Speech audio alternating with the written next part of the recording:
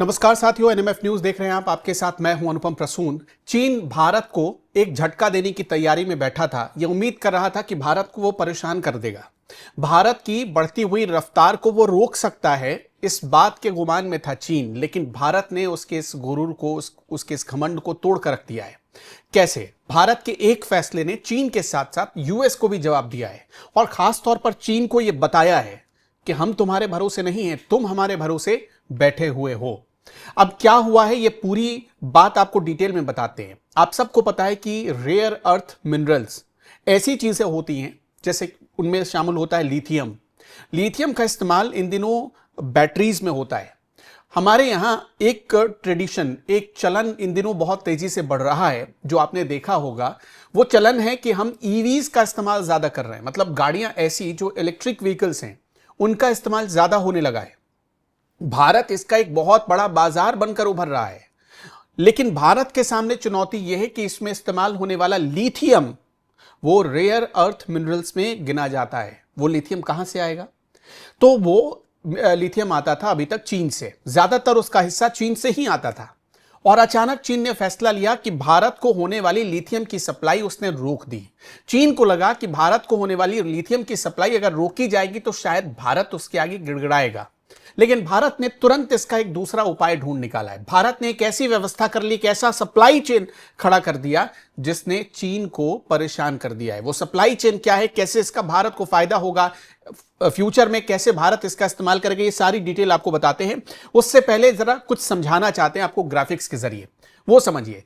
दरअसल rare earth elements की supply chain पर चीन का दबदबा है, जिसका वो फायदा उठाना चाह रहे हैं। भारत ही नहीं बल्कि कई देशों पर भी वो दबाव बनाता है। चीन ने भारत को रेयर अर्थ मिनरल्स की सप्लाई रोक दी है। उसने कहा कि हम नहीं भेजेंगे भारत को। चीन के विकल्प के तौर पर अब भारत ने एक नया विकल्प तैयार किया, वो विकल्प है जापान।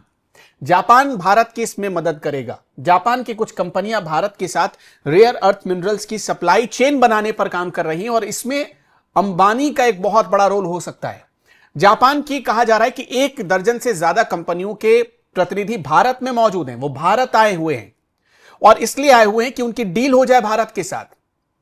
उनमें क्या बड़े नाम है? पैनासोनिक है, मित्सुबिशी केमिकल्स है, सुमीमोतो मेटल्स और माइनिंग। ये सारी कंपनियां बड़े नाम हैं।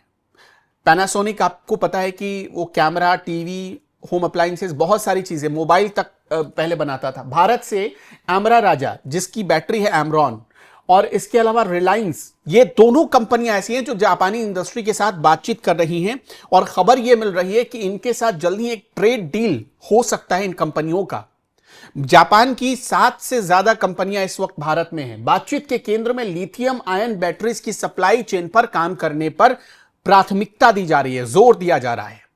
अब लिथियम आयन फ्यूचर कहा जाता है, दुनिया का फ्यूचर कहा जाता है लिथियम आयन, जिसमें हम पावर स्टोर करते हैं। मोबाइल में आप देखते हैं लिथियम आयन बैटरीज का इस्तेमाल होता है। हम जो लैपटॉप यूज करते हैं उसमें लिथियम आयन बैटरीज का इस्तेमाल होता है। वो बैटरी जिनको आप रिचार्ज कर सकते हैं, दोबारा उसमें उसकी एनर्जी खत्म हुई तो आप दोबारा उसे चार्ज करके उसमें एनर्जी स्टोर कर सकते हैं और बाद में उसका इस्तेमाल करते हैं। पावर बैंक में लिथियम आयन बैटरीज का इस्तेमाल होता है। तो लिथियम आयन फ्यूचर कहा जा रहा है। जो बड़ी बड़ी गाड़ियां ईवीज बनती हैं उसमें लिथियम आयन बैटरीज होती हैं, तो इसका इस्तेमाल किया जाता है। हालांकि भारत में हाइड्रोजन कारों पर भी अब जोर दिया जा रहा है, वो भी एक वैकल्पिक ऊर्जा का स्रोत है। हाइड्रोजन कारों पर भी भारत में जोर दिया जा रहा है। और आपने देखा होगा कि नितिन गडकरी जैसे हमारे मिनिस्टर्स हाइड्रोजन कार में सफर करते हैं और दुनिया को एक मैसेज देते हैं कि भारत के पास इसका एक विकल्प और बन सकता है। लेकिन फिलहाल जापान का यह कहना है कि चीन ने रोक दिया तो क्या हुआ, हम भारत के साथ नई सप्लाई चेन पर काम कर सकते हैं अगर भारत चाहे तो।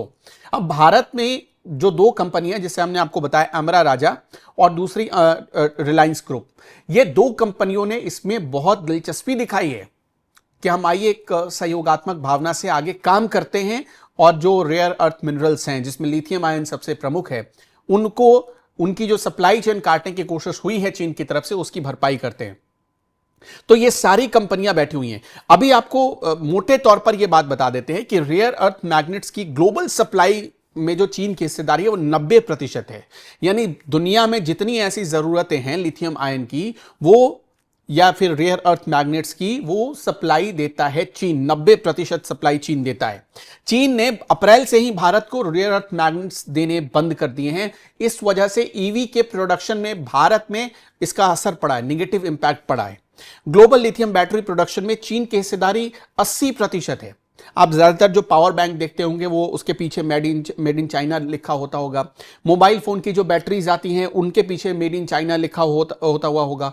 10% जो सप्लाई चेन का हिस्सा है वो जापान से जाता है।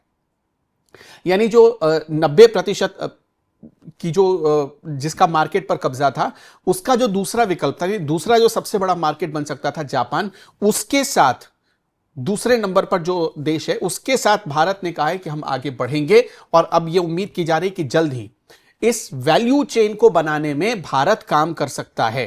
अभी भारत की ईवी कंपनियां 3/4 से अधिक बैटरीज, मतलब यह सोचिए कि अगर भारत में जितनी बैटरीज खपत होती है लिथियम आयन की, या खासतौर पर वो बैटरी जो ईवी कारों में लगती है, वो उसकी सप्लाई का 3/4 हिस्सा चीन से ही मंगाती है। तो इससे कितना बड़ा असर पड़ सकता है भारत के ईवी मार्केट पर, आप अंदाजा लगा सकते होंगे। ज्यादा भारत की चिंता इसीलिए भी है क्योंकि भारत एक उभरता हुआ ईवी का मार्केट था। भारत की कई कंपनियां हैं, जिसमें महिंद्रा, टाटा जैसी कंपनियां हैं जो ईवी बनाने पर जोर दे रही थी। लेकिन अचानक से ये चीन ने जो अप्रैल महीने में फैसला लिया, इससे उन पर काफी असर पड़ा। आपने वो भी देखा होगा कि जो कारों में बैटरी इस्तेमाल होती है, नॉर्मल पेट्रोल कारों में भी या डीजल कारों में भी जो बैटरी इस्तेमाल होती है जिसमें आप एनर्जी स्टोर करते हैं, उसमें भी अब ज्यादातर में लिथियम आयन बैटरीज लगने लगी है। तो इस हिसाब से भारत के कार मार्केट को ये एक सबसे बड़ा झटका लग सकता है। मतलब एक्सपो मार्केट को ये सबसे बड़ा झटका देने की तैयारी और इसलिए हो रही है क्योंकि भारत उभर रहा था। चीन की कंपनियां जैसे BYD या बाकी और कंपनियां जो हैं, उनको भारत की कंपनियों ने जबरदस्त दुनिया के मार्केट में टक्कर दिया है। इस वजह से भी चीन की नींद उड़ी हुई। तो ये जो भारत और जापान की नई दोस्ती, एक नया समझौता जो दोनों देशों के बीच हो रहा है, ये आपको क्या लगता है ग्लोबल मार्केट पर कैसा असर डालेगा, चीन पर कैसा असर डालेगा? क्या भारत जापान के जरिए चीन को जवाब दे पाएगा? आपका क्या कहना है, क्या सोच रहे हैं आप? हमें कमेंट बॉक्स में बताते चलिए।